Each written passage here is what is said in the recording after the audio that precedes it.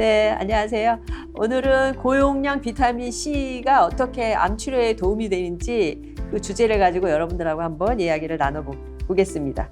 비타민 C 하면 먼저 흔히 우리 잘 알고들 계세요. 그렇지만 오늘 좀 더 한번 정리해보면 이게 이제 항산화 효과가 굉장히 높기 때문에 간 해독 작용도 하고 피부 노화도 방지하고 또 그러니까 피로 회복도 되고 특히 오늘 핵심 주제인 암 예방에도 영향을 미치고요. 그다음에 정신과적으로 이 신경 전달 물질 생성에 영향을 미쳐서 치매 예방하고 우울증 예방에도 도움이 된다고 합니다.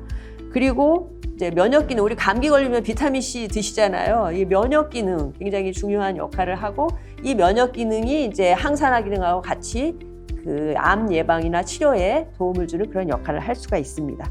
그리고 또 콜라겐 형성과 관련해서 이제 피부 미용 보면 이 비타민 C 주사 맞고 이러시면 피부가 탱탱해지고 좋아지거든요. 그것도 이 콜라겐 합성과도 관련이 있어요. 그래서 암 전이할 때도 이 콜라겐이 암이 어떤 물질을 분비해서 콜라겐을 말랑말랑하게 만들어 갖고 그 틈을 만들어서 전이를 하는 거거든요. 그러니까 근데 콜라겐이 잘 형성이 돼 있으면 그런 것도 막아줄 수가 있어요. 그래서 암과 관련된 전이도 이 콜라겐 형성과도 영향이 있고, 그리고 혈관 형성, 그리고 뭐 뼈, 연골, 치아, 잇몸 다양하게 이 비타민 C, 우리 비타민 C 영양 공부하신 분들은 잘 아실 텐데 괴혈병 부족하면 괴혈병 걸린다. 이게 바로 이제 그 혈관 형성이 잘 안 되고 그 잇몸 형성이 안 되고 이러면서 잇몸에 혈관이 이제 이렇게 파괴되면서 잇몸 출혈이 생기는 그런 병이었거든요, 이게. 그러니까 그런 거에도 영향을 미칠 수가 있고, 철분 흡수를 촉진시켜줘요. 그래서 빈혈 예방에도 도움이 됩니다.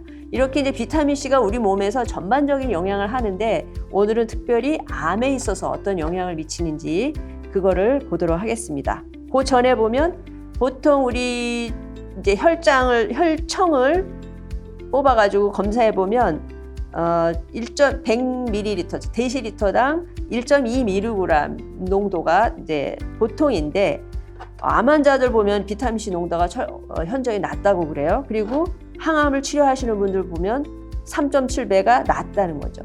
가령 1.2가 정상이면 훨씬 뭐 0. 얼마 정도뿐이 안 된다는 거죠. 그리고 특히 열이 나는 환자분들 비타민 C 굉장히 많이 소모되기 때문에 7배 이상 결핍이 생긴다.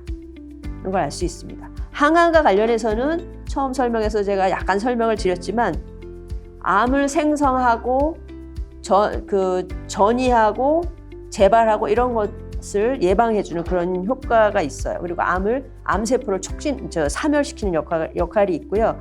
그다음에 발암물, 특히 위암을 유발하는 나이트로스 아민이라는 물질 생성을 억제시켜주거든요. 그래서 위암 예방을 도움을 주고 있고요. 면역 증강 효과 있고, 그다음에 이런 치료를 하면 암으로 인한 여러 가지 통증, 그리고 치료에서 발생하는 부작용 이런 것들을 많이 완화시킨다고 합니다. 그리고 이제 그 대사를 활성화시켜서 그 기력을 회복하는 그런 효과도 있습니다. 그럼 진짜 이제 이렇게 고용량 비타민 C가 암 치료 또는 이런 여러 가지 부작용 예방 효과가 있느냐라는 연구들이 많이 이루어지고 있어요. 아직까지는 100% 이거는 뭐 치료약처럼 그렇게 입증되진 않았지만 많은 연구들이 치료 효과가 있다. 그리고 어떤 부작용이나 이런 것들을 완화하는 작용이 있다는 연구들이 많이 나오고 있습니다. 네, 특히 진행암, 말기암 환자분들에게서는 이게 다른 치료 참 어려울 때 이 치료를 하면 훨씬 더 도움을 받는다. 뭐 여기 여러 가지 암에 도움이 되는 암이 있지만 거의 다라고 보시면 되겠습니다. 그리고 특히 항암할 때 그럼 너무 힘든 거 아니야? 비타민 C까지 하면 거기서 이제 활성 수소 레디칼이죠.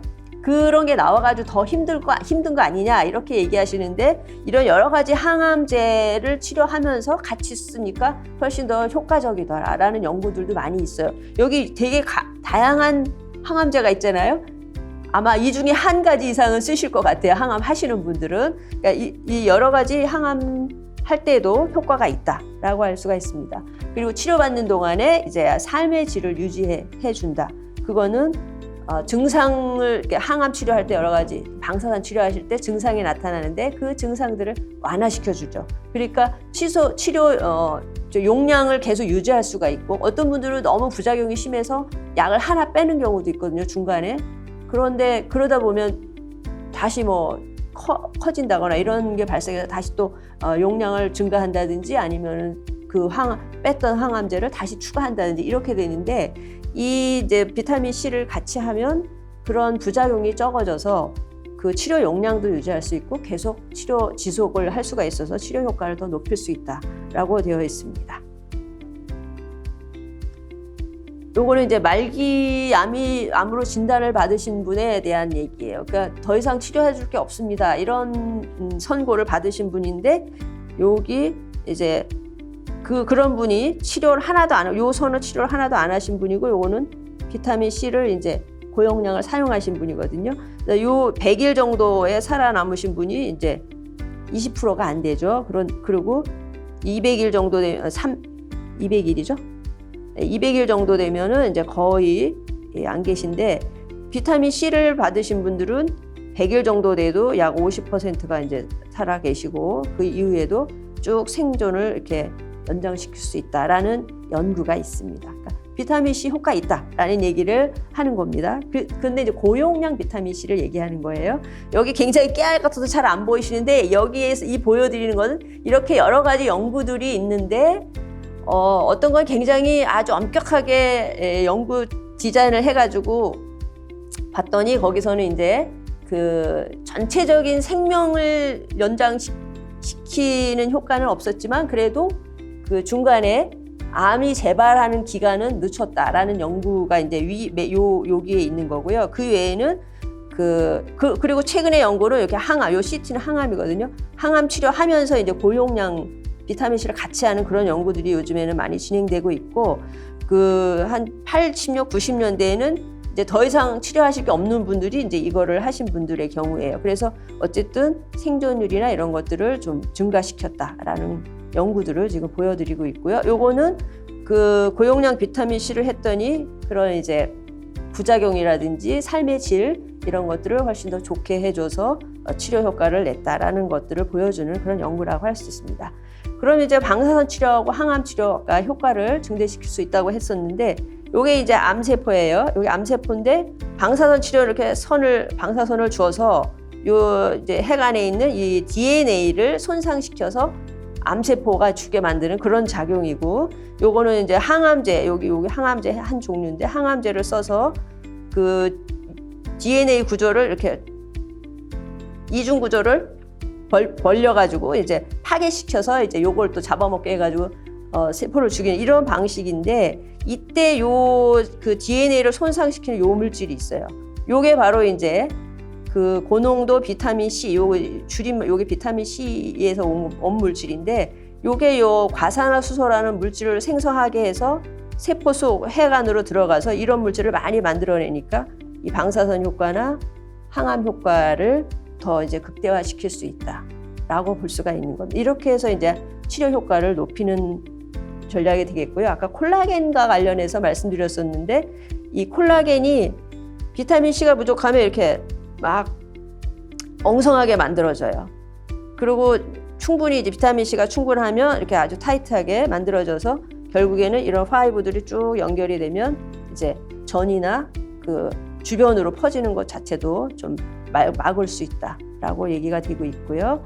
면역 증강에서는 우리 이제 암과 면역에 대해서 여러분들 이제 굉장히 많이 알고 계실 거예요. 그래서 NK 세포 그리고 T 세포가 암 세포를 이제 죽이는 작용을 하는데 얘가 잡아 먹어서 붙어서 요거는 암 세포고 요거는 이제 NK 세포 그리고 면역 세포예요.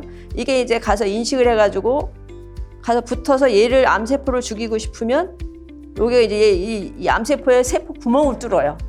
구멍을 뚫어가지고 거기다가 이런 물질들을 들여보내서 얘를 이제 사멸하게 하는 거거든요. 근데 이 구멍 뚫는 이런 물질이 있는데 이 물질들을 많이 만들어내게 되고 비타민 C가 높으면 그리고 그렇게 해서 이제 그걸 파괴시키는 효소도 만들어내고 그래서 결국에 암세포가 죽는 기전으로 이게 면역 효과에 의해서 암세포가 또 죽을 수가 있습니다. 이거 굉장히 복잡한데 이 그림은 잊어버리시고요.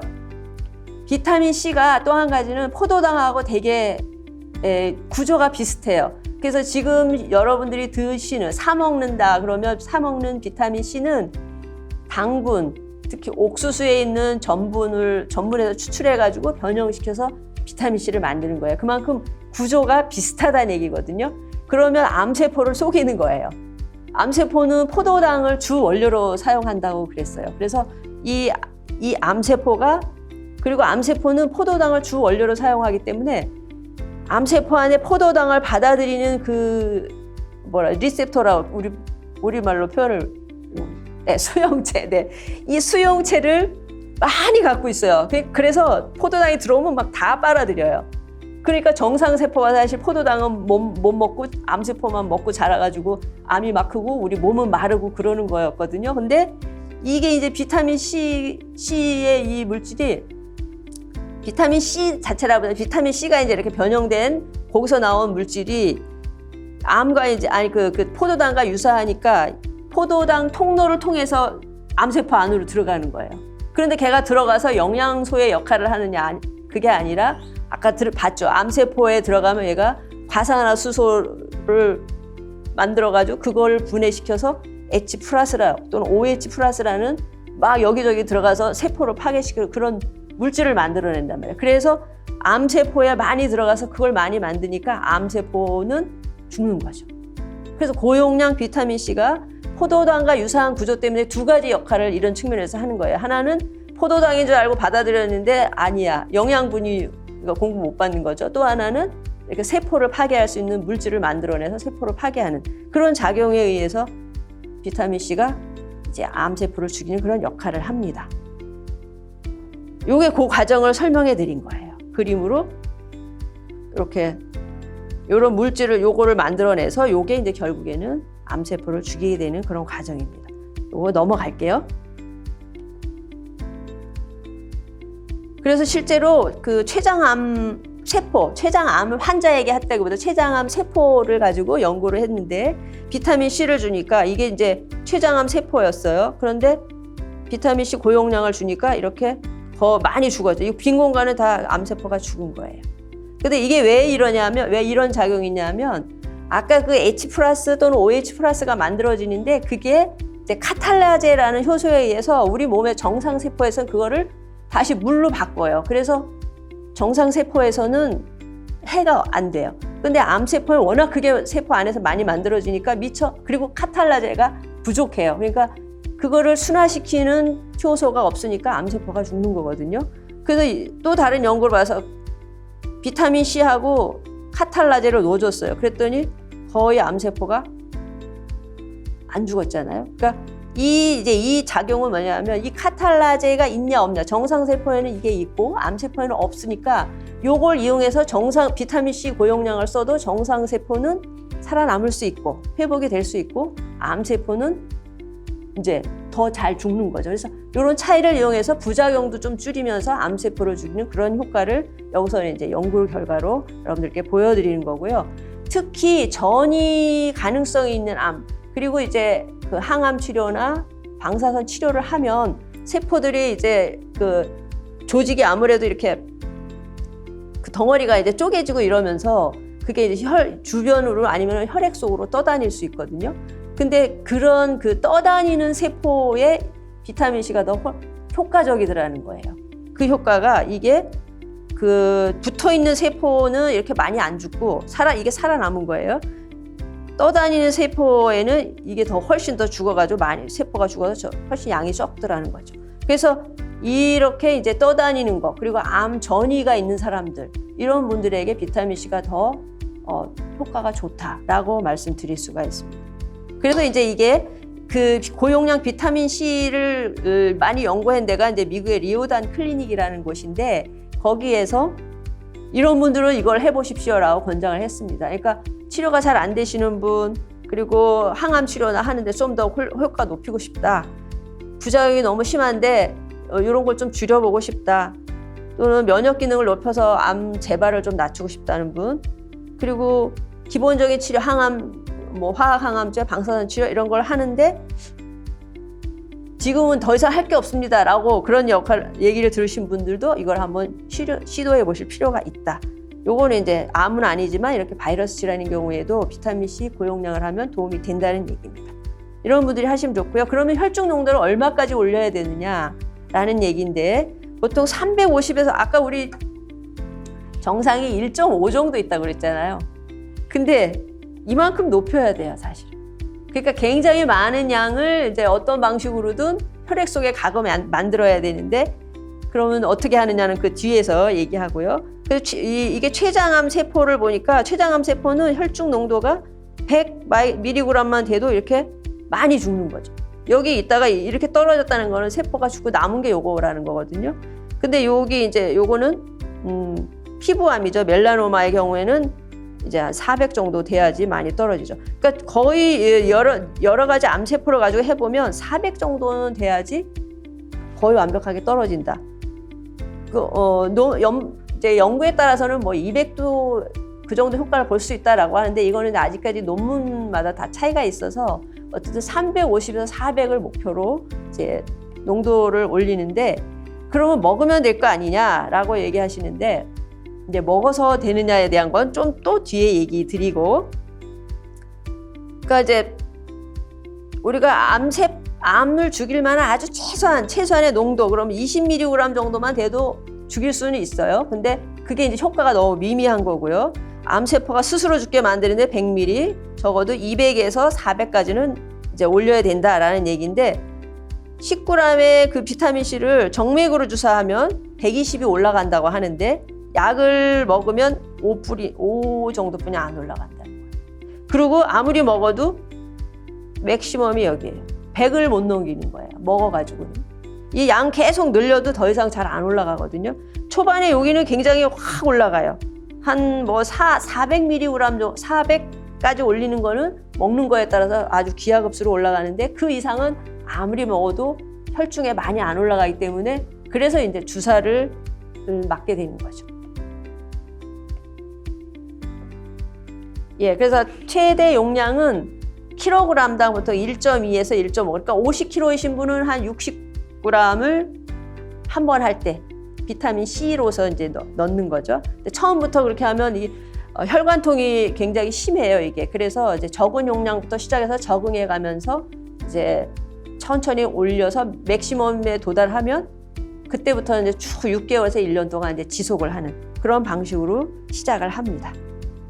그리고 이제 한 일주일에 2-3번 정도 하는 걸 권장하고요. 그 안 먹는 날에는 안 맞는 날에는 이제 한 4g 정도, 이것도 굉장히 많은 양이거든요. 4g 정도를 이제 드셔서 좀 비타민C가 줄어들었을 때 효과를 좀 완화시키는 방식으로 하는 게 좋겠다라는 의견입니다. 보통 이 삼투압작용 때문에 뭐 메스껍거나 이런 경우가 생긴다고 그래요. 두통이 좀 올 수도 있고요. 어쨌든 요거는 맞으시면서 용량을 좀 조절해 가시면서 하면 될 것 같고 충분한 수분을 섭취하시면 되겠습니다. 아까 이게 당과 비슷한 효과, 이 구조가 비슷하다고 그랬잖아요. 그래서 혈당 검사를 이거 비타민C 맞고 혈당 검사하면 당이 높은 걸로 나와요. 걔도 당으로 인식해가지고 그래서 이 비타민C를 먹거나 아니면은 주사한 뒤에는 요게 한 3시간, 4시간이 피크거든요. 그러니까 그거 지나서 검사해야 본인의 제대로 된 혈당을 측정할 수 있으니까 혈당이 있는 분들은 당뇨병이 있는 분들은 이거 맞아가지고 당이 올라갔어 이렇게 생각하지 마시고 요게 피크인 때를 피해서 측정을 하시면 아니면 그 전에 측정을 하시면 되니까 그렇게 하시면 될 것 같습니다. 그건 이제 꼭 맞으시면 안 되는 분들 그래서 비타민 C 이제 요거는 검사를 해봐야 되는데 요런 질병이 있는 분들을 맞으시면 안 돼요. 이거는 이런 분이 고용량 비타민 C를 맞으면 혈액 성분이 파괴가 되거든요. 그래서 이런 분들 빈혈이 일어나서 안 되고 신장 기능이나 혈액 투석 중인 분들 그리고 철분을 이유 없이 잘 흡수하는 분들이 있어요. 그런 분들은 이 철분이 이제 아까 H 플러스 또는 OH 플러스 기를 만들어내는 그런 역할을 같이 하거든요. 그러니까 얘가 너무 높으면 그것도 너무 많이 만들어져서 부작용이 생길 수 있기 때문에 철분 과부하 있는 이런 분들은 이제 피하셔야 되고 복수나 흉수나 뭐 이런 분들은 이게 수분 또 저류 현상이 생길 수 있어서 이런 분들은 이제 의사와 상의해서 진행을 하시면 되겠습니다. 많이 함유한 식품은 이제 참 인터넷 뒤져보면 다 나오니까 드시는데 여기 파프리카 노란색 굉장히 많다. 비타민 C 많은 거 여러분도 거의 다 아시고 뭐 채소에 많다라는 걸 다 아시니까 그런 것들을 드셔야 되고요. 이 우리 식품에서 드시는 거는 하루에 뭐 권장량이 많지는 않아요. 100mg 정도 이런데 우리는 지금 주사로는 60-70g을 주사 맞고 먹는 것도 아까 4g을 드시라 하잖아요. 4g이면 4000mg이거든요. 그러니까 40배를 더 넣어야 되기 때문에 도저히 음식으로는 그걸 다 채울 수가 없으니까 비타민 C를 이제 평상시에 복용량을 좀 늘리는 것도 바람직하다라는 말씀을 드릴 수 있고요. 이제 마지막 아까 정상세포는 어떻다고 했어요? 고용량 비타민 C 드렸을 때. 이거 안전하다고 했죠. 왜냐하면 카탈라제라는 게 있어서 그 과산화수소에 그거를 잘 물하고 O2로 산소로 이렇게 중화를 시키기 때문에 안전하다라고 말씀드릴 수 있고요. 방사선 치료 병행하면 독성이 너무 심하지 않을까? 심한가요? 오히려 상승 효과를 낼 수 있다라고 말씀드렸고, 먹는 거로 그러면 대체가 되겠느냐? 안 된다라고 말씀드렸죠. 그러니까 고용량의 그 암세포를 죽일 정도의 효과를 내려면 이제 먹는 것만 갖고는 좀 어렵다라고 말씀드릴 수가 있겠습니다. 그러니까 치료 목적으로는 이렇게 고용량을 써야 되고요. 만약에 이제 여러분들 회복 다 돼서 암이 더 이상 없다고 하고 활로만 하시는 분들 있잖아요. 추구 관찰만. 이런 분들은 이렇게 고용량 아니더라도 이제 먹는 거로 좀 양을 늘려서 드시면 그거는 지속적으로 이제 암 예방 효과를 가져올 수가 있습니다. 네, 오늘 여기서 비타민 C 고용량 요법이 암 치료에 어떤 효과를 내는지 강의 마치겠습니다. 경청해 주셔서 감사합니다.